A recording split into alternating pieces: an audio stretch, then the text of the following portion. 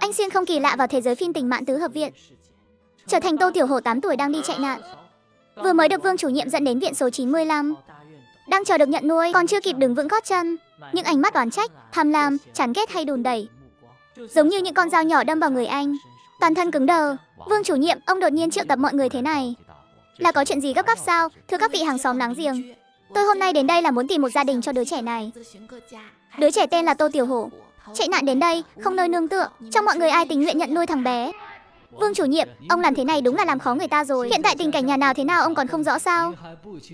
Lương thực đều phải tính từng lạng mà ăn, đâu có dư sức mà nhận nuôi trẻ con chứ, chẳng phải sao? Đứa trẻ đang tuổi ăn tuổi lớn, ăn sạch cả vốn liếng gia đình, nhà ai mà có dư giả để lấp cái lỗ hổng vạn người này chứ? Huống hồ đây còn là con của nhà người khác, chẳng có chút huyết thống nào với chúng ta cả. Theo tôi thấy thì đừng tìm nữa, không ai tình nguyện đâu. Tô Tiểu Hổ ôm lấy cái đầu đang choáng váng định mở miệng. Anh, cơn đau nhói đột ngột, cái đói khổ khi chạy nạn, gió lạnh thấu xương, còn có khuôn mặt mang mặt nạ từ thiện của nghịch Trung Hải trước mắt, ngay lập tức khớp với bộ phim trong ký ức. Tình mãn tứ hợp viện. Mình xuyên không thành trẻ mồ côi rồi, không đến mức đó chứ. Cái tính khí này của mình mà cũng có thể khiến mình tức đến mức xuyên không sao. Anh ngước mắt nhìn qua những bộ mặt giả tạo của người trong viện, những ký ức hỗn loạn ngay lập tức đâu vào đấy. Tiền thân chạy nạn gặp được Vương chủ nhiệm, đối phương nhìn thấy miếng ngọc bình an khấu trên cổ cậu, lại trực tiếp dẫn cậu đến viện số 95. Nơi này người tốt chỉ đến trên đầu ngón tay, nhận nuôi là giả, dâng dê vào miệng cọp mới là thật. Tô Tiểu Hổ cúi đầu nhìn cánh tay gầy như que củi và cái lưng của mình, ngay lập tức mồ hôi lạnh chảy ròng ròng. Nghịch Trung Hải giả nhân giả nghĩa, giả Trương Thị tham lam, Tần Hoài Như hút máu, Hứa Đại Mậu nham hiểm. Đám người tinh danh này không một ai là hạng vừa cả. Dừng chân ở đây em rằng đến xương vụn cũng không còn. Anh vừa định hét lên đòi đổi chỗ, cái viện số 95 này đến chó cũng chẳng thèm ở. Phát hiện ký chủ vì xuyên không, kích hoạt hệ thống tâm thái bạo bảo dương, thức tỉnh bàn tay vàng, khiến đám người này tức giận. Chỉ cần khiến tâm thái họ suy sụp là có thể mở bảo dương nhận thưởng. Cái này đúng là được thiết kế riêng cho mình rồi. Dù ở được hay không, mình cũng phải ở lại cái tứ hợp viện này. Cậu nhìn chằm chằm vào nghịch Trung Hải, Lưu Hải Trung, những khuôn mặt giả tạo đó. Trong lòng bùng cháy ý chí chiến đấu. Hôm nay nếu mình không khiến cái đám này tức đến mức tắc mạch máu não, thì coi như uổng công xuyên không một chuyến này. Bảo Dương ơi, ông đây đến đây. Đồng chí nghịch Trung Hải, ông xem nhà mình không có con cái, nuôi Tiểu Hổ bên cạnh, sau này nó cũng có thể phụng dưỡng tuổi già cho hai người. Chuyện tốt biết bao nhiêu. Lão nghịch à, hay là chúng ta nhận nuôi đi. Tôi thấy đứa nhỏ này lanh lợi, đáng tin hơn giả Đông Húc nhiều. Sau này dưỡng già cũng có chỗ trông cậy. Bà quên những gì tôi nói với bà rồi sao? Thằng bé này đã 8 tuổi rồi, tính nết sớm đã định hình rồi. Chúng ta nhận nuôi nó, lỡ nuôi phải kẻ vô ơn thì biết làm thế nào. Giả Đông Húc tôi đã bồi dưỡng bao nhiêu năm nay, nó là người thế nào tôi hiểu rõ nhất. Bớt lo chuyện bao đồng đi, việc này bà không quyết định được đâu, rõ chưa? Vương chủ nhiệm, không phải tôi sắt đá, mà thực sự là không có khả năng đó. Ông hãy hỏi nhà khác xem sao, nhà tôi mấy miệng ăn còn lo chưa xong. Thực sự là bất lực. Nhà tôi còn 4 đứa trẻ đang chờ ăn đây, thực sự không dư ra được chút lương thực nào. Ai lại muốn dùng lương thực cứu mạng của nhà mình để nuôi người ngoài, lớn lên mà hiếu thảo thì còn đỡ. Nếu nó quay lại cắn cho một miếng, chẳng phải thành kẻ ngốc rồi sao? Vương chủ nhiệm nhìn đám hàng xóm trong viện cứ đùn đẩy nhau, sắc mặt ngày càng trầm xuống. Ông cứ ngỡ viện số 95 là khu tập thể tiên tiến, người tốt chắc phải nhiều lắm, không ngờ lại là cái cảnh tượng này. Tô Tiểu Hổ lại cuống lên, đây chính là nơi sản sinh bảo dương của cậu. Nếu thật sự bị đưa đi, bàn tay vàng chẳng phải sẽ bỏ đi sao? Trong lúc mọi người đang cười nhạo, trong đám đông, một người phụ nữ khuôn mặt mặc bộ quần áo đầy những mảnh vá, giật đến bạc màu, tầm khoảng 30 tuổi, rụt rè giơ tay lên, ánh mắt kiên định nhìn Vương chủ nhiệm. Không lẽ cô thấy tội nghiệp đứa trẻ này sao? Đừng có sĩ diện hão nữa. Tôi không phải sĩ diện hão, tôi tình nguyện nhận nuôi thằng bé. Tôi không nghe lầm chứ? Thật sự có kẻ ngốc chịu thiệt sao? Cô không làm cầm đấy chứ? Gia cảnh nhà cô thế nào cô không biết sao? Chồng đã mất được 2 năm rồi, chỉ với chút định mức lương thực đó và tiền trợ cấp, đến bé Nan Nan nhà mình còn nuôi không nổi, còn nhận thêm một thằng nhóc trai trai. Đúng là đầu óc có vấn đề rồi, chứ còn gì nữa. Nan Nan mới có 5 tuổi, cô định tìm chồng nuôi từ bé cho nó đấy à? Ha ha, miệng các người ăn nói kiểu gì mà bốc mùi thế? Nói ra toàn những lời thối tha. Tôi nhận nuôi đứa trẻ thì động chạm gì đến các người? Các người không muốn nuôi cũng không cho người khác nuôi sao? Tôi có định mức, có tiền lương, còn có tiền trợ cấp của chồng tôi, nuôi sống 2 đứa trẻ là quá đủ rồi. Vương chủ nhiệm, tôi là thật lòng đấy. Ông xem, đây là con gái tôi, Nan Nan. Tôi chưa bao giờ để con bé phải nhịn đói bữa nào. Nan Nan, chào Vương chủ nhiệm và anh trai đi con. Cháu chào bác Vương ạ. Chào anh à, cha cha. Con bé này đáng yêu quá đi mất. Đừng nói là bàn tay vàng, chỉ riêng tiếng gọi anh này thôi, viện số 95 này tôi ở lại chắc rồi. Được rồi, đồng chí Lâm Xuân Mai. Tiểu hộ tôi giao cho cô đấy. Cô nhất định phải đối xử tốt với thằng bé. Tôi sẽ thường xuyên ghé qua xem sao. Vương chủ nhiệm, ông cứ yên tâm. Tôi nhất định sẽ coi tiểu hộ như con ruột của mình. Nuôi nấng thằng bé, không để nó phải chịu khổ chịu cực đâu. Tiểu hộ à, có vài chuyện cháu còn nhỏ nên chưa hiểu. Bác Vương sẽ không nói chi tiết với cháu nữa. Đây là 10 đồng. Sau này mỗi tháng tôi đều sẽ đến đưa 10 đồng. Con có thể đưa cho dì của con giữ, hoặc cũng có thể để tôi giữ hộ cho con, tự con quyết định. Tô Tiểu Hổ nắm lấy tờ 10 đồng còn vương hơi ẩm đó. Để lại cho cậu dùng. Số tiền này là tiền tuất của cha mẹ nguyên thân, hay là tiền tín vật của miếng ngọc bình an? Trong ký ức không có đoạn này nhỉ. Nhưng mà kệ đi, có tiền lấy luôn là chuyện tốt. Mẹ Lâm, 10 đồng này đều đưa cho mẹ. Cảm ơn mẹ đã tốt bụng nhận nuôi con. Cũng cảm ơn các ông các bà trong viện. Cùng ơn đức không nhận nuôi của các chú các thím. Không được đâu. Tiểu Hổ, đây là tiền của con. Sao mẹ có thể lấy được? Chúng ta sau này đã là người một nhà, sẽ cùng chung sống với nhau. Tiền của con cũng là tiền của mẹ. Mẹ đừng từ chối nữa. Đã hấp thụ đỉnh điểm mức biến động tâm trạng. Nghiêm Phú Quý hối hận đến mức nghi ngờ nhân sinh. Nhận được một dương báo xanh lá. Có mở dương báo ngay lập tức không? Mở dương thành công. Chúc mừng ký chủ Tô Tiểu Hổ nhận được một thỏi vàng dòng tiểu hoàng ngư, nặng 5 chỉ cùng 10 cân thịt lợn mỡ có bì, 20 cân bột mì Phú Cường loại đặc cung. Vàng là hàng hóa lưu thông mạnh. Thịt mỡ và bột mì trắng trong những năm đói kém là những báu vật có thể cứu mạng, còn quý giá hơn cả vàng. Cảm giác đói cồn cào trong bụng còn chưa kịp nén xuống thì hai bóng người lao thẳng tới đã áp sát, lao nhanh đến trước mặt Vương chủ nhiệm ban đường phố, vây Tô Tiểu Hổ vào giữa. Vương chủ nhiệm, ông xem tôi dạy học cả đời rồi. Nuôi dạy trẻ con là có bài bản nhất. Giao Tiểu Hộ cho tôi, bồi bổ nửa năm, đảm bảo nuôi thằng bé béo tốt khỏe mạnh. Lão keo kiệt nghiêm. Đừng có ở đây mà giả vờ làm người tốt. Nhà tôi Hoài Như vừa mới sinh con, khéo chăm trẻ nhất. Lâm Xuân Mai cái đồ nghèo kiết xác đó nuôi bản thân còn chẳng xong, dựa vào cái gì mà đòi tranh với tôi? Đứa nhỏ này nên để tôi nhận nuôi. Biết giữ thể diện chút đi có được không? Vừa nãy người của ban đường phố đến hỏi. Các người trốn ở trong nhà, đến cửa cũng không dám mở.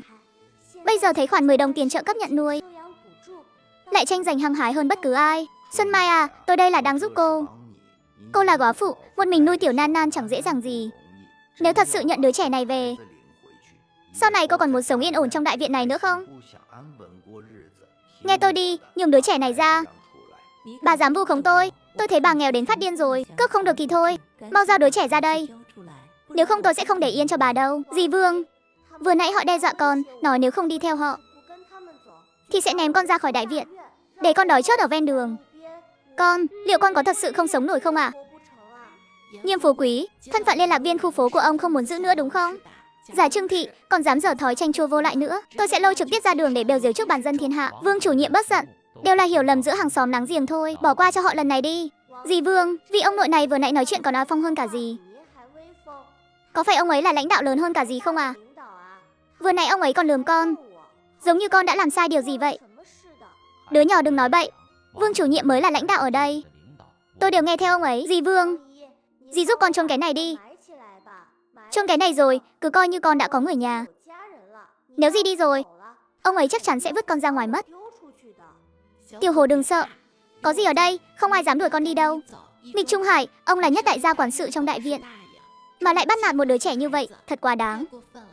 Nhất đại gia, ông không nhận nuôi thì thôi, đừng có bắt nạt trẻ con. Cả đời này ông không có con đều là có nguyên nhân cả đấy. Làm người thì phải tích đức. Tinh, thành công thu thập biến động cảm xúc mãnh liệt của nghịch Trung Hải. Nhận được một dương báu màu xanh lam. Cái tứ hợp viện này của nhiên là thánh địa tích dương báu. Cảm xúc của lũ người này cứ hễ kích động. Bảo bối đến rồi. Cầm miệng, từ hôm nay trở đi, việc đã hứa thì ông đừng quản nữa. Thay vào đó hãy để Lưu Hải Trung tạm thời chịu trách nhiệm. Tô Tiểu Hộ sẽ do Lâm Xuân Mai nhận nuôi. Ai còn dám gây loạn, đến tự chịu hậu quả. Vương chủ nhiệm, ông yên tâm, tôi chắc chắn sẽ làm tốt hơn lão nghịch, đảm bảo quản lý việc trong đại viện đâu ra đấy. Vương chủ nhiệm nói xong liền tức giận bỏ đi. Ông ấy vừa đi, ánh mắt của mọi người trong viện đều thay đổi. Ánh mắt nhìn về phía Tô Tiểu Hổ, có sự kiêng dè, có sự tò mò, còn có vài phần ngạc nhiên khó tả. Xuân Mai, cô nghĩ kỹ chưa? Đứa trẻ này không dễ nuôi vậy đâu. Cô thực sự muốn nhận nuôi nó sao? Không phiền nghịch đại gia phải bận tâm. Cuộc sống của mình, tôi tự mình quyết định. Tiểu Hổ, chúng ta về nhà thôi. Thằng danh đó rốt cuộc là có ý gì? Cố ý chia rẽ quan hệ giữa tôi và Vương chủ nhiệm, muốn hại lão nghịch này sao? Ông có thấy rằng chúng ta vừa nãy dường như bị thằng danh đó dắt mũi rồi không? Những lời nó nói, câu nào cũng như đổ thêm dầu vào lửa giận của Vương chủ nhiệm. Đứa trẻ này nhìn thì nhỏ, tâm tư lại sâu sắc. Sau này đối với thằng danh này phải hết sức cảnh giác. Tôi luôn cảm thấy nó sẽ còn bày ra trò quái quỷ khác. Nghịch Trung Hải nguy hiểm nheo mắt lại. Đáy mắt xẹt qua một tia tàn nhẫn. Mối kết oán hôm nay lão đã ghi nhớ kỹ. Mối thù này sớm muộn gì cũng phải báo. Tiểu Hổ, đừng sợ. Nơi này sau này sẽ là nhà của con. Cảm ơn dì Mai. Dì đã cho con một gia đình. Tiểu Hổ đừng khóc. Con có nhà rồi. Nơi này mãi mãi là nhà của con. Chúng ta mãi mãi là người thân của con. Mê mơ, dì Mai, ngay trong bầu không khí ấm áp này. Nana nhìn chằm chằm vào bụng của Tô Tiểu Hổ. Đột nhiên cười khúc khích. Mẹ ơi, bụng của anh đang nói chuyện kìa. Nó cứ kêu rột rột mãi. Hình như đang chào hỏi em đấy. Đây không phải cái bụng đang nói chuyện đâu, mà là anh trai con đói quá rồi. Cái bụng đang kêu gào đòi ăn cơm đấy. Cái bụng này kêu thật là không đúng lúc chút nào. Làm hỏng hết cả bầu không khí rồi. Tiểu Hổ chờ chút nhé. Dì Lâm đi nấu cơm cho con ngay đây. Con cứ chơi với bé Nan Nan một lát đi. Cơm sắp xong ngay thôi. Vâng, cảm ơn dì Lâm. Tô Tiểu Hổ gật đầu đáp lại. Cậu quay người lại chơi trò chơi dây với bé Nan Nan. Động tác trên tay không ngừng. Nhưng trong đầu cậu lại đang tính toán về hai chiếc dương báu chưa mở kia. Đây đã là chiếc dương thứ hai và thứ ba mà mình nhận được rồi. Các hạn chế của hệ thống mình cũng đã nắm rõ hòm hòm. Cái bàn tay vàng này không bá đạo như mình tưởng. Hạn chế cũng không ít. Giống như chuyện vừa rồi, Nghiêm Phú Quý, Giả Trương Thị và Nghịch Trung Hải, cả ba người đều đang xúc động mạnh. Theo lý thì mỗi người phải rơi ra một chiếc dương mới đúng. Kết quả chỉ lấy được của Giả Trương Thị và Nghịch Trung Hải. Xem ra hệ thống có quy tắc. Mỗi lần chỉ có thể lấy dương từ người có dao động cảm xúc lớn nhất. Những người khác dù có kích động đến mấy cũng vô dụng. Còn nữa, liệu một người một ngày có phải chỉ rơi ra một chiếc dương không? Điểm này vẫn chưa được kiểm chứng. Nhưng cho dù là thật, thì cái bàn tay vàng này cũng đủ để mình đứng vững ở cái tứ hợp viện này rồi. Vậy mình sẽ mở dương trắng và túi quà tân thủ trước. Chiếc dương xanh lam quý giá để lại sau cùng. Tinh, mở dương trắng thành công. Chúc mừng ký chủ nhận được một tờ tiền đại đoàn kết 10 tệ. 30 cân khoai lang thượng hạng. Tinh, mở túi quà tân thủ thành công. Chúc mừng ký chủ nhận được bát cực quyền, thường gọi là ngốc trụ khoái lạc quyền. Tinh thông cơ thể, cơ hội tẩy tùy, cộng thêm 10 điểm thuộc tính trí tuệ. Đám người trong viện cứ chờ mà nhận sự gột rửa từ dương báu của ta đi. Túi quà tân thủ toàn là những thứ thiết yếu. Ngốc trụ khoái lạc quyền đã có trong tay. Nếu gặp lại ngốc trụ thì còn sợ gì nữa. Tẩy tủy cơ thể sánh ngang với thuốc thần. Vừa khéo dùng cho tấm thân gầy gò này của cậu. Chính là viên gia chỉ trí tuệ. Nghe tên như đang ám chỉ trước đây cậu vốn ngốc nghếch. Cậu vừa định chạm vào dương báu màu xanh lam cuối cùng, từ phía nhà bếp đột nhiên truyền đến tiếng Lâm Xuân Mai. Tiếng gọi sảng khoái. Tiểu Hổ, Nan Nan, mau đến đây, cơm chín rồi nè. Cảm giác đói bụng tức khắc xô tan sự cám dỗ của dương báu. Tô Tiểu Hổ nắm lấy bàn tay mềm mại của bé Nan Nan, chạy thẳng đến bàn ăn. Hai món một canh trên bàn có thể gọi là xa xỉ. 2 quả trứng chiên vàng ươm, 1 đĩa dưa muối, còn có gần nửa nồi canh bột mì trắng thơm lừng. Đây là những món ngon nhất trong nhà dì Lâm Xuân Mai rồi. Con đói lâu rồi. Ăn chậm thôi, kẻo đau dạ dày. Vài ngày nữa dì lại mua thịt cho các con. Dì ơi, cơm dì nấu thơm hơn bất cứ thứ gì. Tiểu Hổ, đợi ăn cơm xong, trong nồi có nước nóng, dì sẽ giúp con tắm rửa. Tô Tiểu Hổ cả người bỗng cứng đơ. Người cậu bẩn thỉu như một đứa ăn mày. Đúng là nên tắm thật. Nhưng linh hồn lại là một người trưởng thành, sao nỡ làm phiền dì Lâm được. Con tự làm được ạ, đảm bảo sẽ sạch bong. Sau một hồi tắm rửa sạch sẽ, Tô Tiểu Hổ như biến thành một người khác. Bé Nan Nan lập tức nhào vào lòng cậu. Mùi sữa thơm ngọt ngào tỏa ra. Oa, anh trai đẹp quá đi. Nan Nan có thích anh không nào? Thích ạ, Nan Nan thích anh nhất. Lâm Xuân Mai mỉm cười xoa đầu cả hai đứa. Giọng dì cực kỳ dịu dàng. Chúng ta là người một nhà, sau này hãy cùng nhau sống thật tốt. Đêm khuya thanh vắng, Tô Tiểu Hổ rón rén lèn ra khỏi cửa. Tứ hợp viện đông người phức tạp. Con hẻm nhỏ bên ngoài mới là nơi tốt nhất để tẩy tủy cơ thể. Cậu trước tiên chọn viên gia chỉ trí tuệ. Một luồng sáng nhẹ lướt qua, chỉ cảm thấy đầu óc tỉnh táo hơn vài phần. Không còn gì khác lạ nữa. Hệ thống thật là hố ngươi. Thêm 10 điểm trí lực mà chẳng thấy thay đổi gì. Hệ thống không hề phản hồi. Một luồng trí lực bỗng nhiên lan tỏa khắp cơ thể. Tôi lại luôn. Hệ thống, ngươi không biết nói đạo lý gì cả, dám đánh lén sao? Anh nắm chặt nắm đấm, các đốt ngón tay trắng bệch, nghiến răng chịu đựng dòng dã 10 phút. Cuối cùng anh ngã ngồi xuống đất. Mồ hôi lạnh thấm đẫm lưng ào, nhưng khóe miệng lại nở một nụ cười lớn. Đau chết mất thôi, nhưng hiệu quả này thật là nghịch thiên. Anh nắn nắn cánh tay, cảm giác cứng cáp như tinh thể. Cơ thể gầy yếu bỗng chốc tràn đầy sức mạnh kinh người. Hệ thống, coi như người cũng có ích đấy. Anh lập tức gọi ra chiếc dương báu màu xanh lam đã mong chờ từ lâu. Mở ra, chúc mừng nhận được một thỏi vàng lớn, 100 cân gạo, 1000 quả trứng gà, một con bò sữa. Kỹ năng thợ cơ khí cấp 4. Tô Tiểu Hổ sững người trong giây lát. Ngay sau đó, niềm vui sướng điên cuồng. Phần thưởng này mạnh hơn dương trắng và xanh lá gấp trăm lần. Hệ thống thật lợi hại. Vàng là món hàng có giá trị cao. Gạo và trứng gà vào thời buổi này lại càng là lương thực cứu mạng. Di Lâm và bé Nan Nan có cứu rồi. Nhưng khi nhìn thấy con bò sữa, Tô Tiểu Hổ bắt đầu lo lắng. Ở trong đại viện không cách nào giải thích được nguồn gốc của nó. Để ở ngoài dã ngoại thì không yên tâm. Không gian hệ thống lại không thể chứa vật sống. Anh vừa mới cau mày, ánh mắt lướt qua kỹ năng thợ cơ khí cấp 4. Thông báo bổ sung của hệ thống hiện ra. Có thể dùng cho người khác. Di Lâm chính là thợ học việc tại nhà máy cán thép. Kỹ năng này đưa cho Di ấy, vừa có thể tăng lương lại vừa giảm bớt gánh nặng. Không gì có thể thích hợp hơn. Còn về con bò sữa, hệ thống nói có thể tạm lưu trữ trong 3 ngày. Tạm thời không nghĩ tới nữa, trở về sẽ dùng kỹ năng này cho Di Lâm. Tô Tiểu Hổ bước chân nhẹ nhàng quay về tứ hợp viện. Trong lòng càng thêm hưng phấn. Chỉ với 3 chiếc dương mà đã giàu nứt đố đổ vách rồi. Dương màu tím và màu vàng chắc chắn sẽ còn nghịch thiên đến mức nào nữa. Lần tới sẽ xử đẹp Ngốc Trụ và nghịch Trung Hải, khiến đám người này tức đến phát điên. Thì ngày tôi lên đến đỉnh cao không còn xa nữa. Vào những năm 60 khi cơm còn không đủ no này, nhà nhà đều đang ăn rễ cỏ gặm vỏ cây, mà nhà cậu lại bay ra hương thơm của trứng gà. Chỉ vì cậu bé là người may mắn xuyên không cùng với hệ thống không gian. Quy tắc của hệ thống rất trực tiếp, làm xáo trộn tâm trí của cư dân trong tứ hợp viện là có thể nhận được dương báu. Cảm xúc càng mãnh liệt, dương báu càng quý giá. Tô Tiểu Hổ rón rén lẻn về phòng. Lâm Xuân Mai và bé Nan Nan đang ngủ say. Cậu ngồi xuống bên giường, đầu ngón tay chạm vào bảng điều khiển hệ thống trong hư không. Biểu tượng kỹ năng thợ cơ khí cấp 4 sáng lên, nghĩ đến việc mẹ Lâm đang làm học đồ ở nhà máy thép. Hàng ngày đều bị Giả Đông Húc chèn ép. Kỹ năng này mà đưa cho, đảm bảo sẽ khiến bà ấy được nở mày nở mặt. Chuyển giao kỹ năng hệ thống cho Lâm Xuân Mai. Một tia sáng nhẹ thoát ra từ lòng bàn tay cậu, lặng lẽ thấm vào giữa đôi lông mày của Lâm Xuân Mai. Tinh, truyền thụ kỹ năng thợ cơ khí cấp 4 thành công. Ngày mai nghịch Trung Hải và Giả Đông Húc thấy mẹ Lâm trổ tài, chẳng phải sẽ kinh ngạc đến rớt cả hàm sao? Giả Đông Húc lăn lộn 8 năm mới lên được cấp 2.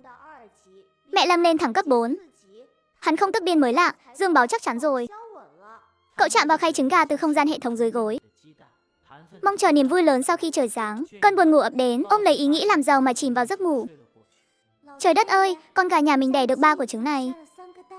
Tô Tiểu Hổ dụi mắt ngồi dậy, nhìn mẹ Lâm đang giơ 3 quả trứng gà còn ấm, khuôn mặt rạng rỡ niềm vui. Chắc chắn là do mẹ Lâm lương thiện, nên con gà mái cũng biết điều. Hôm qua mẹ còn nói con là cá chép may mắn, giờ thì linh nghiệm rồi đó. Trong lòng cậu hiểu rất rõ, đây là số trứng lấy ra từ không gian tối qua, vẫn còn 997 của. Đáng tích trữ đấy, mượn cớ gà đẻ trứng làm bình phong là hợp lý nhất.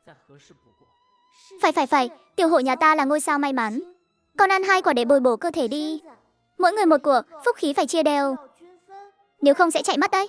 Sau khi ăn cơm xong, Lâm Xuân Mai dẫn Tô Tiểu Hổ đi về phía phân xưởng số 3. Vừa đến cửa đã nghe thấy tiếng khoe khoang quen thuộc. Tôi nói cho các người nghe, cái việc thợ cơ khí này không có 5-6 năm thì không thành nghề được đâu. Tôi là do thợ cơ khí cấp 8 nghịch Trung Hải đích thân chỉ dạy đấy. 4 năm đã thăng lên cấp 2. Cả phân xưởng này chỉ có một mình tôi thôi. Còn như Lâm Xuân Mai học đồ kia, vào xưởng 2 năm rồi mà ngay cả bản vẽ cũng không nhận biết hết. Xách dép cho tôi còn không xứng. Lâm Xuân Mai vừa mới đi đến vị trí làm việc, nhóm trưởng Hoa Tỷ đã cầm bản vẽ đi tới. Giọng nói lộ rõ vẻ vui mừng. Xuân Mai, kỳ thi nâng bậc ngày kia tôi đã đăng ký cho cô rồi. Không cần đợi hết 3 năm thời gian học đồ đâu, tôi thấy cô làm được. Tay nghề gần đây của cô tiến bộ vượt bậc, tôi đều nhìn thấy cả. Đảm bảo có thể vượt qua cấp 1, lương sẽ tăng lên đến 33 đồng. Những lời này vừa hay lọt vào tai Giả Đông Húc đang đi ngang qua. Sắc mặt hắn tức thì đỏ bừng lên. Bản thân rèn luyện 4 năm mới lên được cấp 2. Lâm Xuân Mai chỉ là một học đồ, mà lại dám nhảy vọt qua 3 năm để thi lên cấp 1 sao? Cô cũng xứng thi cấp 1 sao? Đừng để đến lúc đó mày hỏng cả linh kiện, làm mất mặt tổ thợ cơ khí chúng ta.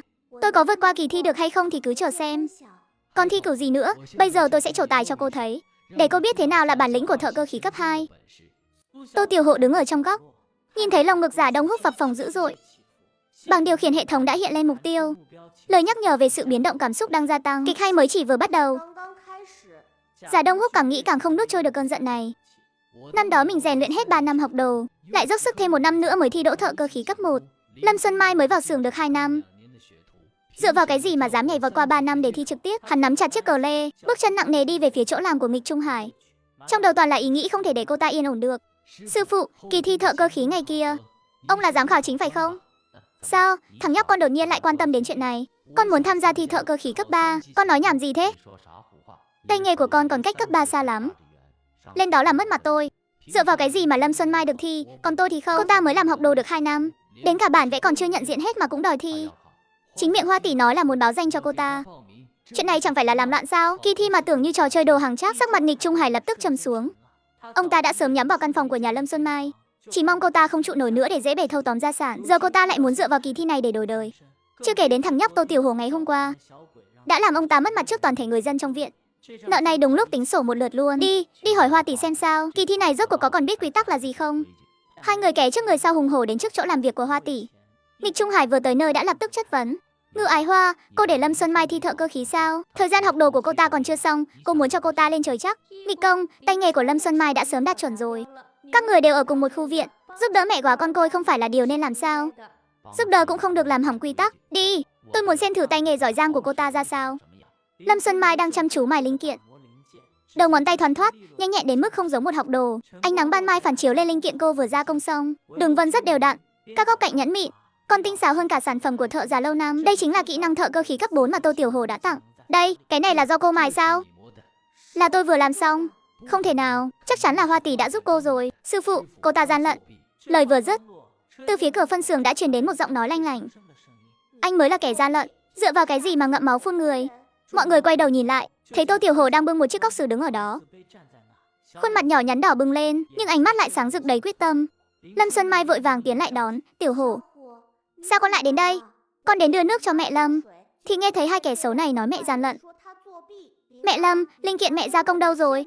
Để mọi người cùng xem đi. Thằng danh này thì biết cái gì chứ? Độ chính xác của linh kiện này ít nhất là cấp 4. Phải có tay nghề cao mới làm ra được. Một đứa học việc như cô ta mà có bản lĩnh này sao? Vậy thì chắc chắn là do Hoa tỷ giúp rồi. Biết đâu là do mẹ Lâm của tôi có thiên phú cao thì sao?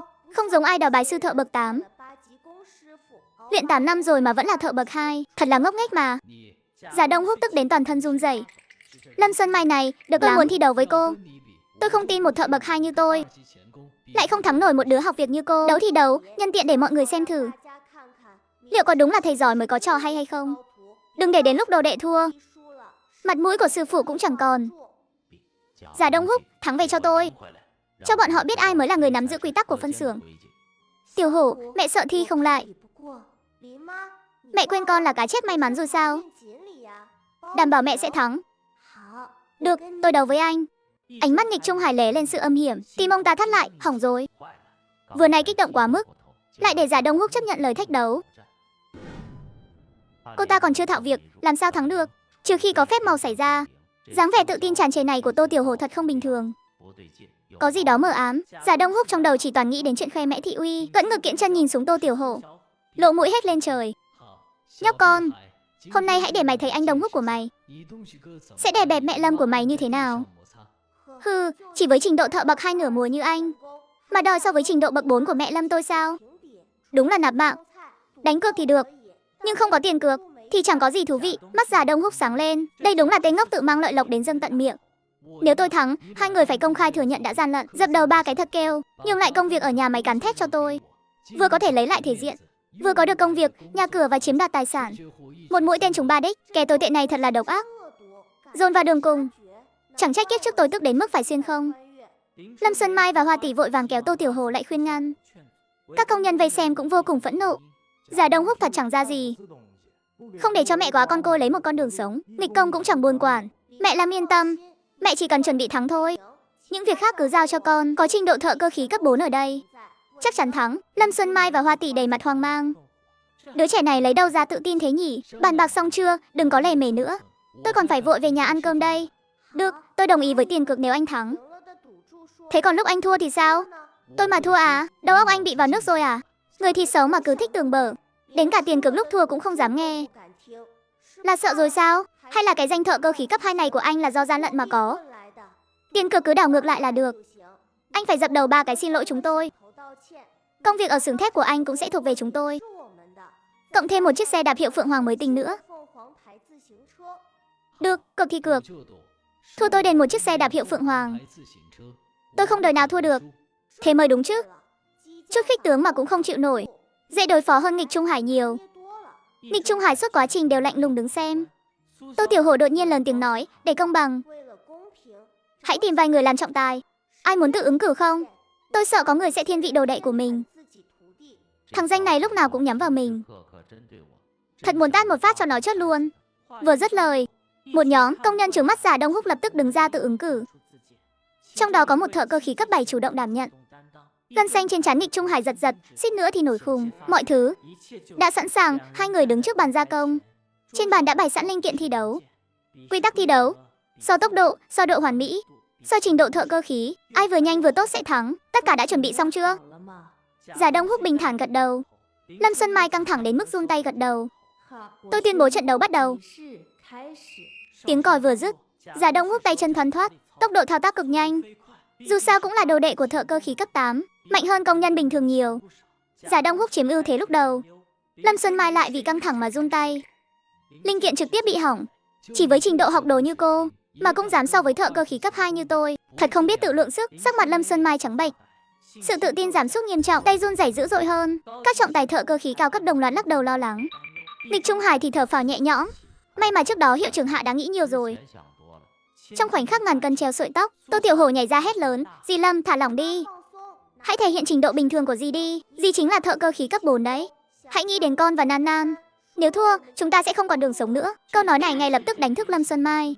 Ánh mắt cô ấy trở nên kiên định, tay không còn run nữa, hào quang mẫu tử bộc phát. Vì Tiểu Hổ và Nan Nan, mình không thể thua. Giây tiếp theo, Lâm Xuân Mai bắt đầu bứt phá. Tốc độ gia công nhanh đến mức khó tin. Tiếng va chạm của dụng cụ vang lên liên hồi.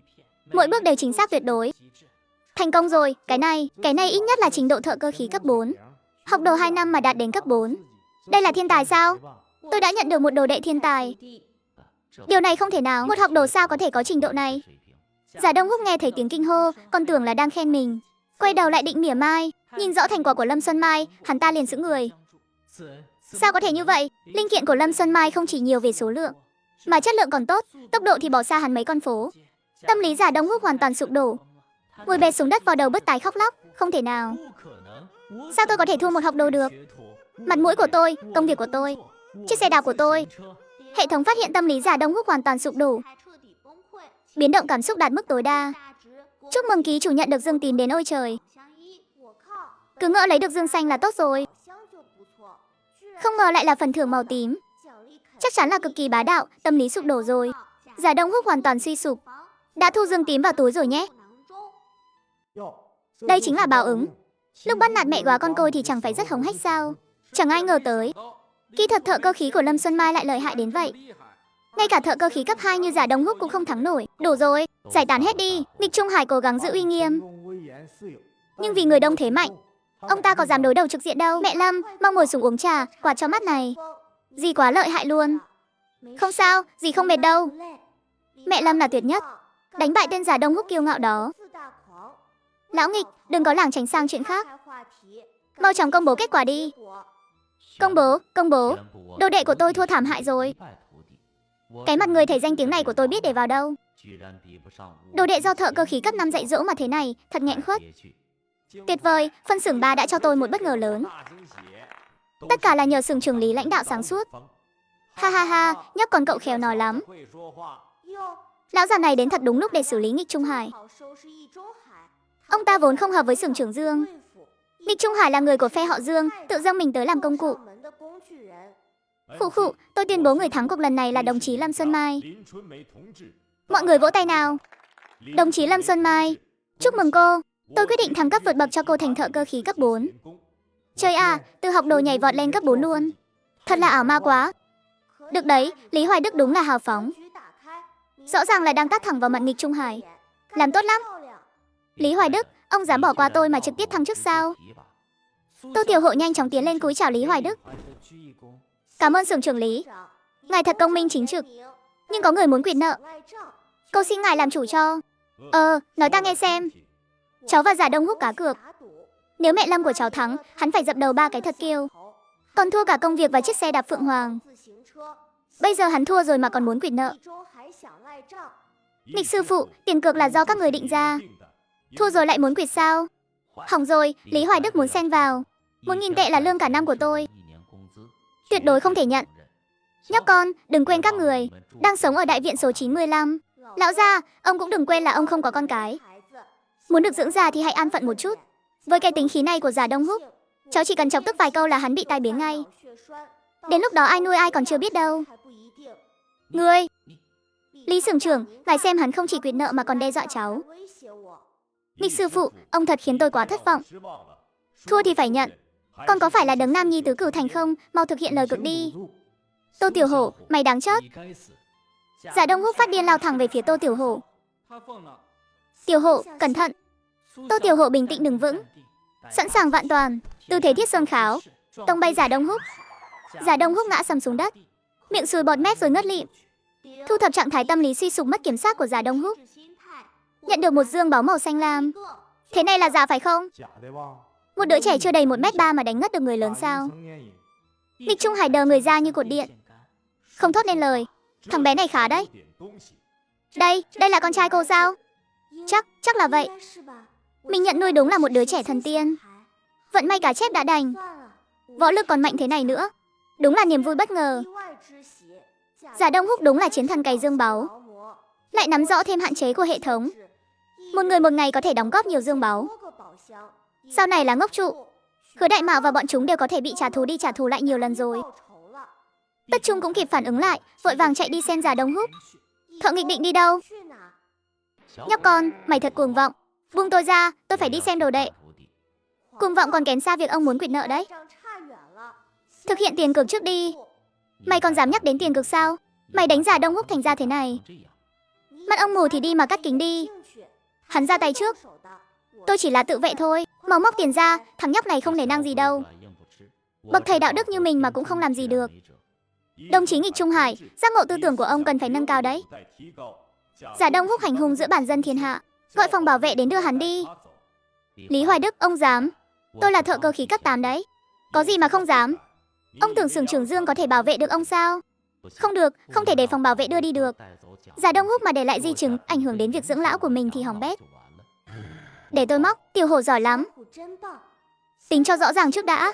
Dập đầu thì đợi Giả Đông Húc tỉnh lại rồi nói tiếp. Ông không muốn hắn bị mất việc đâu nhỉ? Không được, Giả Đông Húc là thợ cơ khí cấp 2. Lương tháng 38 đồng 6 hào. Công việc quy đổi ra giá thị trường là 800 đồng. Hợp lý chứ? Rất hợp lý. 800 đồng tương đương với việc mua lại công việc cho Giả Đông Húc. Đau lòng chớt mất thôi. Còn xe đạp Phượng Hoàng cộng phiếu mua xe là 300 đồng. Có phiếu mua xe thì là 180 đồng. Chấp nhận không? Chấp nhận. 1.100 đồng, bày đứt 1 năm tiền lương của mình rồi. Bắt được chớt mất thôi. Tô Tiểu Hổ đưa giấy bút đã chuẩn bị sẵn qua. Không mang theo tiền đúng không? Viết giấy nợ đi. Nghịch Trung Hải cầm lấy bút, tay không ngừng run rẩy viết xuống giấy nợ. Trời à, đứa trẻ 8 tuổi mà dám bắt thợ cơ khí cấp 8 viết giấy nợ. 1.100 đồng, mình làm 2 năm cũng không kiếm ra được. Đừng quên ta làm về nhà trả tiền. Không trả thì tôi cầm giấy nợ đến văn phòng xưởng trưởng tìm ông. Đang thu thập trạng thái suy sụp của Nghịch Trung Hải, nhận được một dương báo màu tím. Khá lắm. Tin tức Giả Đông Húc bị gãy xương sườn truyền về phân xưởng số 3. Cả xưởng như nổ tung. Trời đất ơi, cái thằng nhóc đó chỉ va vào một cái thôi, vậy mà làm Giả Đông Húc gãy luôn xương sườn. Đây đâu phải là trẻ con nữa, rõ ràng là tiểu sát tinh chuyển thế. Đồng chí Xuân Mai, Tiểu Hổ nhà chị đỉnh quá đi. Thân thủ này mà không đi làm vệ sĩ thì phí quá. Tô Tiểu Hổ hoàn toàn không biết về sóng gió trong xưởng. Dù có biết thì anh cũng chỉ khịt mũi coi thường. Chuyện nhỏ ấy mà. Chiêu này của tôi chính là giết gà dọa khỉ. Cố ý diễn cho các người xem đấy. Lúc này anh đã sớm tìm được một góc vắng vẻ không người, cầm 3 cái dương báo mà cứ xoa tay liên tục, trong lòng ngứa ngáy như mèo cào. 2 dương báo màu tím, 1 dương báo màu xanh lam. Không mở nhanh ra xem chắc sốt ruột đến chớt mất. Cầu xin đấy, cho con cách nào để xử lý mấy con bò sữa đi. Thứ này nhốt trong dương thì không dùng được, thả ra thì lại không có chỗ để. Lo đến chớt mất thôi. Đôi mắt anh đảo qua một vòng, đầu tiên nhắm vào dương báo màu xanh lam. Mở cái này thử vận may trước xem sao. Thăm dò nồng sầu chút đã. Hệ thống, mở dương báo màu xanh lam. Đinh, mở dương báo màu xanh lam thành công. Chúc mừng ký chủ nhận được một thỏi vàng lớn, 100 cân kê, 100 con gà quay, 1 chiếc máy khâu hiệu con bướm, 5 viên dưỡng nhan đan. Toàn là hàng hiếm có giá trị. Phải biết rằng thời đại này vật tư vô cùng khan hiếm. Thời kỳ đại nạn đói, người khác có được lương thực thổ lót dạ đã là tốt lắm rồi. Tô Tiểu Hộ ở đây lại có sẵn gạo ngon và thịt. Tô Tiểu Hộ hài lòng gật đầu. Tiếp đó ánh mắt anh nheo lại, nhắm thẳng vào hai cái dương báu màu tím. Hai cái này mới là kịch hay nè. Cái dương xanh lam vừa rồi cùng lắm chỉ là món khai vị thôi. Đừng có làm tôi thất vọng đấy nhé. Hệ thống, mở dương báu màu tím. Đinh, mở dương báu màu tím thành công.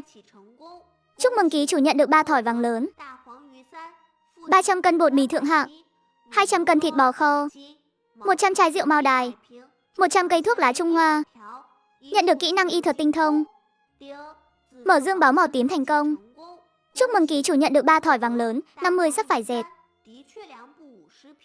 10 cân các loại tem phiếu, táo, chuối, quýt mỗi loại 100 cân, một khẩu súng lục ổ quay câu và thăn kèm một số đạn, một bản vẽ xe điện. Trời à, dương xanh lam đã xịn lắm rồi. Dương tím này đúng là gian lận mà. Ăn đứt dương xanh lam cả mấy con phố rồi. Ánh mắt của cậu chăm chăm dán chặt vào kỹ năng y thuật tinh thông và bản vẽ xe điện. Y thuật tinh thông thì tạm không nói đến. Bản vẽ xe điện này mà triển khai được, có thể trực tiếp đưa xã hội tiến vào làn đường siêu tốc. Nhưng thứ này là con dao hai lưỡi. Dùng tốt thì là công thần ngàn thu. Nếu để lộ quá sớm, đừng nói là lập công, có khi mất mạng như chơi. Không khéo còn phải ăn kẹo đồng. Không được, không được. Phải giấu cho kỹ. Tuyệt đối không được để lộ. Đáng tiếc quá, vẫn chưa tìm được cách giải quyết con bò sữa. Chỉ còn lại 2 ngày thôi. Chẳng lẽ lại rốt nó thật sao? Thời gian trôi qua thật nhanh. Trước mắt đã đến giờ tan làm của nhà máy cán thép. Tô Tiểu Hộ đi cùng Lâm Xuân Mai về phía tứ hợp viện. Trên đường, cậu hỏi thẳng về tung tích của nghịch Trung Hải. Trong lòng cậu hiểu rõ như gương, về đến tứ hợp viện chắc chắn phải đối mặt với nhà họ Giả. Phải nắm rõ tình hình trước, chuẩn bị sẵn sàng. Nghịch Trung Hải à? Ông ta diều Giả Đông Húc đi xong thì không quay lại phân xưởng nữa. Nhưng chuyện Giả Đông Húc bị đánh, tin tức đã truyền khắp cả phân xưởng rồi. Dì ấy đột nhiên dừng bước, tò mò hỏi dồn. Đúng rồi Tiểu Hổ, công phu đánh người của con học ở đâu mà mạnh thế? Hesi, chẳng có gì lạ đâu ạ. 5 năm tuổi, trên đường anh có gặp một lão sư phụ lang thang. Ông ấy nói anh là thiên tài luyện võ, nên đã dạy cho anh vài chiêu để phòng thân. Sau đó lão sư phụ đi ngao du tứ phương rồi, cũng chưa chính thức nhận anh làm đồ đệ. Sau này nghe nói ông cụ đã mất rồi. Hóa ra là như vậy.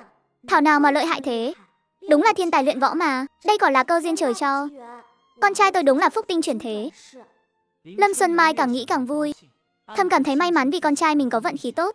Nhưng cùng lúc đó, bầu không khí trong tứ hợp viện lại áp lực đến mức nghẹt thở. Không khí tràn ngập mùi thuốc súng. Cái thằng Tô Tiểu Hổ và con mụ xui xẻo kia sao vẫn còn chưa về nữa. Bà đây hôm nay nhất định phải dạy cho chúng một bài học, phải trừng trị chúng cho bằng được. Bà chị à, chị bình tĩnh lại đi. Đợi mẹ con họ về thì đừng có bốc đồng. Thằng nhóc đó ra tay không biết nặng nhẹ đâu. Đến cả Đông Húc còn bị nó đánh gãy 3 cái xương sườn. Nếu nó ra tay với chị, liệu chị có chịu nổi không? Nghịch Trung Hải vẫn không yên tâm, lại đưa mắt ra hiệu cho Tần Hoài Như ở bên cạnh, bảo cô ấy giúp khuyên nhủ mẹ. Mẹ nghe lời bác cả đi. Đừng nóng này, có gì thì từ từ nói. Làm dùm beng lên thì không hay chút nào đâu. Truyền ra ngoài lại để người ta cười cho. Ngay vào lúc không khí đang căng thẳng tột độ, Tô Tiểu Hổ dẫn theo Lâm Xuân Mai thong dong tự tại bước vào tứ hợp viện. Ồ, nhộn nhịp quá nhỉ, mọi người đến đông đủ cả rồi à? Là đặc biệt đợi cháu để mở tiệc sao? Ánh mắt Tô Tiểu Hổ hướng về nghịch Trung Hải, lấy giấy nợ ra, nhớn mày lên tiếng. Ông nghịch, nợ nần của chúng ta nên thanh toán xong rồi chưa nhỉ? Tiền nợ cháu thì nên trả đi thôi. Mặt nghịch Trung Hải tối sầm lại như đáy nồi. Ông ta đã đợi ở đây từ sớm, tính toán coi tờ giấy nợ như tờ giấy lộn, muốn đẩy hết trách nhiệm cho Tô Tiểu Hổ. Nhưng còn chưa kịp mở miệng, bị tình huống bất ngờ làm hỏng chuyện. Giả Trương Thị đang gượng dậy. Thằng xúc sinh có mẹ sinh mà không có mẹ dạy, dám ăn hiếp con trai bà phải khiến mày chết không toàn thây. Tô Tiểu Hổ thoáng thấy sự kinh ngạc trong mắt nghịch Trung Hải, ngay lập tức hiểu ra, Giả Trương Thị náo loạn thế này, trực tiếp đập tan bản tính của đối phương. Anh không những không giận, mà còn thầm sướng, đánh nhau loạn xạ mới dễ thừa nước đục thả câu. Cục diện này đúng là Donnie đóng giày. Đối mặt với Giả Trương Thị đang lao tới, Tô Tiểu Hổ không nể nang chút nào. Chân khẽ động, bắt cực quyền nắm chặt nắm đấm, tung ra cực mạnh. Giả Trương Thị bị đánh bay, phun ra một ngụm máu tươi, thân hình tròn quay như quả bóng bay ngược ra ngoài. Đồng tử của nghịch Trung Hải co rụt lại, căn bản không kịp né tránh, đã bị Giả Trương Thị đang bay tới đập trúng thật mạnh. Hai người quấn lấy nhau, ngã ngửa ra sau như lăn cầu tuyết, lưng đập mạnh vào tường. Cả hai nằm bẹp dưới đất không thể cử động. Tin thu thập thành công dao động tâm lý lớn nhất. Giả Trương Thị giận dữ công tâm, cảm xúc suy sụp. Chúc mừng ký chủ nhận được một dương báu xanh lá. Sơ suất rồi, Giả Trương Thị bẩn quá. Ra tay hơi nặng một chút. Nếu không ít nhất cũng được một dương báu xanh dương. Thật đáng tiếc, Tô Tiểu Hổ tiếc nuối một giây. Ngay lập tức nhắm vào Nghịch Trung Hải đang nằm bẹp. Giả Trương Thị hết giá trị rồi. Không thể lãng phí gói quà lớn này được. Vừa định ra tay, một tiếng gầm từ cổng viện làm tất cả kinh sợ. Ai dám ở đây ăn hiếp Tô Tiểu Hổ? Vương chủ nhiệm đảo mắt nhìn quanh một lượt. Giọng nói đột nhiên ngừng bặt. Đây là Tô Tiểu Hổ sao? Sao mà huyền ảo thế này? Cứ như đang mơ vậy. Người đến chính là Vương chủ nhiệm do Lâm Xuân Mai mời tới. Dì ấy sợ trong tứ hợp viện có nguy hiểm, lo rằng mình và Tô Tiểu Hổ không đối phó nổi. Sớm biết kết quả thế này thì chẳng cần phải tìm Vương chủ nhiệm, cứ để Tô Tiểu Hổ ra tay là được. Tô Tiểu Hổ vừa thấy Vương chủ nhiệm là hiểu ngay. Hôm nay cơ hội nhận dương báu chỉ còn lại một lần duy nhất. Lúc này Nghịch Trung Hải cuối cùng cũng tỉnh táo lại. Vừa nhìn thấy Vương chủ nhiệm, ông ta vội vàng tiến tới tố cáo. Vương chủ nhiệm, ông phải làm chủ cho tôi. Ông xem Tô Tiểu Hổ có chỗ nào giống một đứa trẻ không? Nó đánh Giả Đông Húc, làm gãy 3 cái xương sườn, đánh Giả Trương Thị đến mức ngất xỉu, lại còn làm tôi bị liên lụy nữa. Thật là quá đáng mà. Vương chủ nhiệm, ông đừng nghe lão già này nói từ một phía, là bọn họ bắt nạt chúng cháu trước. Cháu chỉ là bị động phản kháng thôi. Hơn nữa mẹ Lâm của cháu là chủ nợ của ông ta. Ông ta định quyệt nợ không trả. Cháu chỉ là đòi nợ giúp mẹ Lâm thôi. Tuyệt đối không có ý xấu gì cả. Ông xem cháu ngoan ngoãn thế này, có giống loại người như ông ta nói không? Nếu không phải tận mắt thấy nó ra tay thì mình cũng tin rồi. Đồng chí Nghịch Trung Hải, rốt cuộc ông đang làm cái trò gì vậy? Tiểu Hổ chỉ là một đứa trẻ, sao ông lại cứ nhắm vào nó như thế? Cứ làm khó nó. Còn nữa, chuyện ông nợ tiền nhà họ là thế nào? Thực sự nợ thì phải trả, đừng có làm kẻ quyệt nợ. Vương chủ nhiệm, không phải như ông nghĩ đâu. Chuyện là, đến thôi đừng nói nữa, tôi không muốn nghe. Sao Vương chủ nhiệm lại bảo vệ mình như vậy nhỉ? Chẳng lẽ miếng ngọc bình an này có ân tình gì? Vương chủ nhiệm nhận lấy tờ giấy nợ từ tay Tô Tiểu Hổ. Vừa nhìn qua, sắc mặt ông lập tức biến đổi. 1.100 tệ. Chuyện là sao đây? Nghịch Trung Hải, sao ông lại nợ họ nhiều thế? Lâm Xuân Mai ngại ngùng mỉm cười, rồi nhanh chóng giải thích rõ ngọn ngành câu chuyện. Nghịch Trung Hải, trả tiền đi. Những chuyện khác tôi không nói nhiều. Ông chọn trả tiền hay chọn bị xóa tên? Ý gì đây? Mình đâu có nhược điểm gì nằm trong tay ông ta. Nghịch Trung Hải đã nghĩ quá đơn giản rồi. Với tư cách là một người xuyên không, Tô Tiểu Hổ đang nắm trong tay cả đống nhược điểm của ông ta. Việc che giấu số tiền mà Hà Đại Thanh gửi cho anh em Mốc Trụ, chỉ cần kiểm tra biên lai là có thể xác thực ngay lập tức. Việc không thể có con là vấn đề của bản thân ông ta, chứ không phải tại Đại Nương. Lại còn mối quan hệ mập mờ giữa ông ta và Tần Hoài Như nữa. Chỉ cần lấy đại một cái ra thôi cũng đủ cho ông ta lên bờ xuống ruộng rồi. Hi hi, nếu ông không trả tiền, con cũng không ngại giúp ông nổi tiếng trên báo tường đâu. Chuyện bắt quái về một thợ cơ khí cấp 8, tin là có không ít người hứng thú đâu nhỉ. Đồng tử Nghịch Trung Hải co rụt lại. Tuy không biết trong tay Tô Tiểu Hổ nắm giữ điểm yếu gì, nhưng nhất định không thể để bại lộ. Một khi bị lộ ra, hình tượng người quân tử mà tôi duy trì bao năm qua sẽ tan thành mây khói. Đến lúc đó đừng nói gì đến chuyện dưỡng già, nước bọt của thiên hạ cũng đủ dìm chết tôi rồi. Tôi trả. Thúy Lan, về nhà lấy tiền đi. Thật sự phải đưa sao? Một xấp tiền dày cộp được đưa cho Tô Tiểu Hổ. Giấy nợ đưa cho tôi. Đừng vội mà ông Nghịch, đợi con đếm lại tiền cái đã. Ngộ nhỡ trong này ông trộn tiền giả, chưa đầu dê bán thịt chó thì sao? Nghịch Trung Hải tức đến mức cơn xanh nổi dần dần. Chuyện đã đến nước này rồi, làm sao có thể giở trò trên tiền bạc được nữa? Thằng nhóc này rõ ràng là cố ý làm nhục ông ta. Tô Tiểu Hổ đếm từng tờ tiền một, đến đủ 100 đồng liền đưa cho mẹ Lâm bên cạnh, lại đếm thêm 100 đồng nữa rồi đưa qua. Tiền cuối cùng cũng đếm xong. Đây, cầm lấy đi. Đừng để sau này lại vu khống con không chịu trả giấy nợ cho ông. Còn về chuyện Giả Đông Húc phải quỳ xuống dập đầu xin lỗi, thì cứ đợi hắn dưỡng thương xong rồi bù sau. Con cũng chưa đến mức ép một người đang bị thương phải dập đầu đâu. Dù sao thì con cũng là người có lương tri mà. Ông hiểu cho con chứ? Nghe những lời này, Nghịch Trung Hải suýt chút nữa thì hộc máu. Thằng nhóc này mà bảo có lương tri thì đúng là nói láo. Nó mà có lương tri thì mặt trời chắc mọc ở đằng Tây luôn rồi. Nghịch Trung Hải giật phát lấy giấy nợ, nhét thẳng vào miệng, nhai ngấu nghiến vài cái rồi nuốt chừng vào bụng. Đây là sỉ nhục, nỗi sỉ nhục lớn nhất đời này, phải tiêu hủy hoàn toàn, ngay cả một chút cho cũng không được để lại. Tinh, phát hiện dao động cảm xúc của mục tiêu đạt đỉnh điểm. Nghịch Trung Hải nhục nhã phẫn nộ đến tột cùng. Ký chủ Tô nhận được một dương báu màu xanh lam. Xong rồi, nhiệm vụ dương báu hôm nay đã hoàn thành viên mãn. Đợi đến đêm sẽ nghiên cứu kỹ cái bình an khẩu đó, xem rốt cuộc nó là món bảo bối gì. Vừa nói chuyện xong, Vương chủ nhiệm lại không vội đi ngay. Quay người đi tới nhà Lâm Xuân Mai ở hậu viện.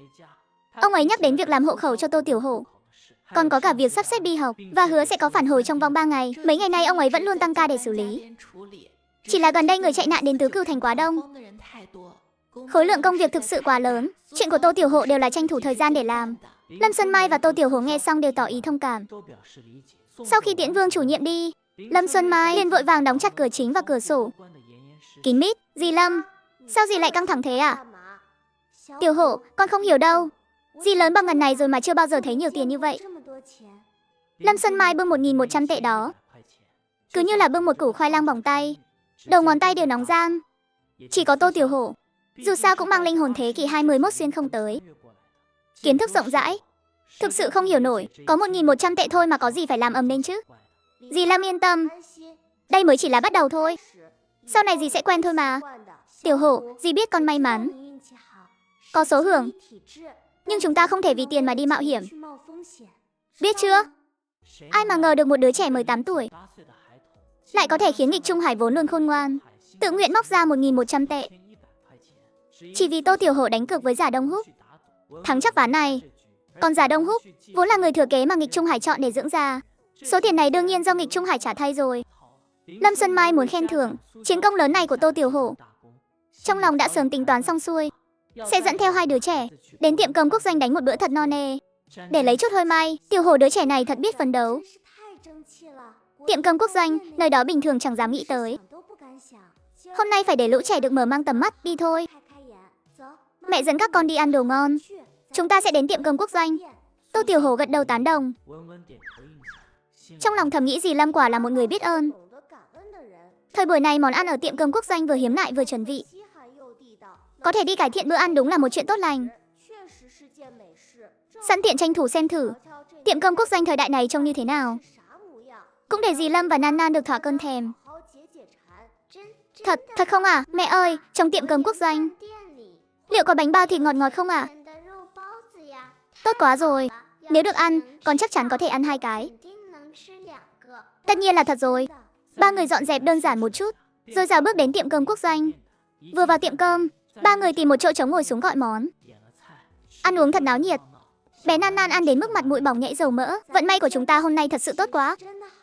Vừa mới đến không lâu, đã gặp đúng lúc tiệm cơm quốc doanh cung cấp món thịt. Thời này thịt lợn vốn dĩ đã khan hiếm, thịt kho tàu lại càng là thứ mà nhà bình thường không dám mơ tưởng tới. Nay lại có tận 2 món thịt để chọn. Có thể thấy Tô Tiểu Hổ chính là ngôi sao may mắn của gia đình. Sau khi ăn uống no say, Tô Tiểu Hổ khe kéo kéo vạt áo của Lâm Xuân Mai, thì thầm nói nhỏ với dì, bảo dì dẫn bé Nan Nan về tứ hợp viện trước.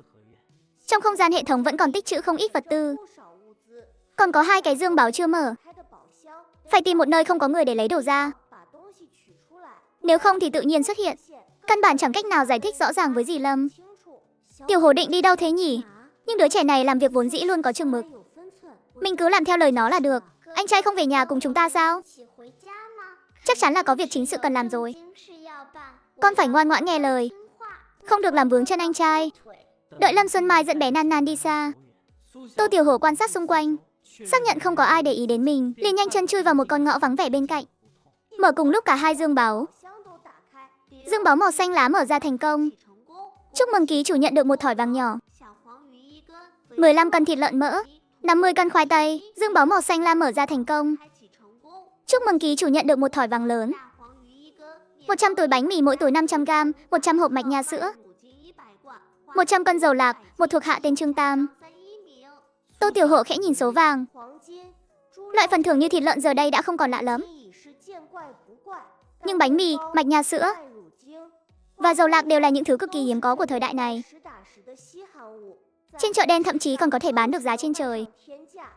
Vậy mà một lần lấy ra tận hàng trăm phần. Khá lắm, những thứ này đều là hàng hóa có giá trị cao. Có những thứ này, lương thực của ba mẹ con sẽ hoàn toàn không phải lo nữa. Khiến anh kinh ngạc nhất vẫn là phần thưởng thuộc hạ Trương Tam. Phần thưởng này, Tô Tiểu Hổ gãi gãi đầu, đầy mặt nghi hoặc nghĩ thầm, hệ thống cư nhiên còn có thể thưởng thêm nhân lực. Trương Tam này là lai lịch thế nào? Có đáng tin cậy không đây?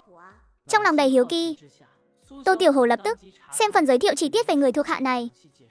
Thông tin thuộc hạ, họ Trương tên Tam, tuổi 30, thân hình vạm vỡ, sức mạnh phi thường, tu luyện cước pháp, cấp độ võ lực nhị lưu, thể chất trung thành với ký chủ, tuyệt đối không có lòng hai dạ. Hệ thống mở một cái dương màu xanh lam, cư nhiên trực tiếp mở ra được một thuộc hạ trung thành tận tâm. Tô Tiểu Hổ phấn khích suýt nữa thì nhảy cẫng lên. Những nghi hoặc trước đó lập tức tan thành mây khói. Anh đang lo không có cách giải thích hợp lý về nguồn gốc vật tư, thì Trương Tam liền đến rồi. Đây đúng là đang lúc buồn ngủ thì được tặng gối, thật quá đúng lúc. Hoàn hảo, vừa hay để Trương Tam giả làm tiểu thương rong ruổi các phố phường, dẫn dì Lâm đi mua những thứ này. Hoàn toàn không cần phải tìm thêm lý do nào khác. Sau này những việc nguy hiểm như đi chợ đen thế này cũng có thể để anh ta đi, vừa an toàn lại vừa đỡ lo. Đưa khẩu súng lục ổ quay cho anh ta để phòng thân. Những con bò sữa hệ thống thường cũng có thể giao cho anh ta trông coi. Đúng là một mũi tên trúng nhiều đích. Càng nghĩ càng thấy vui. Tô Tiểu Hổ xác nhận xung quanh hoàn toàn không có ai xong, ý niệm khẽ động, triệu hồi Trương Tam ra. Chủ nhân, cuối cùng cũng gặp được ký chủ rồi. Đời này nguyện sống chót đi theo người, dù lên núi đao xuống biển lửa cũng không từ. Sau này đừng gọi tôi là chủ nhân, trước mặt người ngoài thì gọi tôi là Tiểu Hổ, lúc không có ai thì gọi tôi là Tiểu Ca là được. Vâng, thưa Tiểu Ca. Tô Tiểu Hổ quan sát Trương Tam một lượt từ trên xuống dưới, thấy anh ta dáng người cao lớn vạm vỡ, cơ bắp cuồn cuộn, ánh mắt sắc sảo có thần, nhìn qua là biết không dễ chọc vào. Trong lòng lập tức vô cùng hài lòng. Anh tiện miệng hỏi vài câu về quy tắc của thời đại này. Trương Tam đều trả lời trôi chảy, còn giống người bản địa hơn cả kẻ xuyên không như anh. Càng hiếm có hơn chính là thân phận của Trương Tam. Hộ khẩu, nơi ở đều có đủ cả, là một người dân bản địa hợp pháp thực thụ. Thật là quá tuyệt, có một thuộc hạ vừa đáng tin lại vừa giỏi võ thế này. Sau này bất kể là kiếm tiền hay kiếm vật tư đều sẽ thuận tiện hơn rất nhiều. Có anh ở đây, sau này những việc có thể làm sẽ nhiều lắm.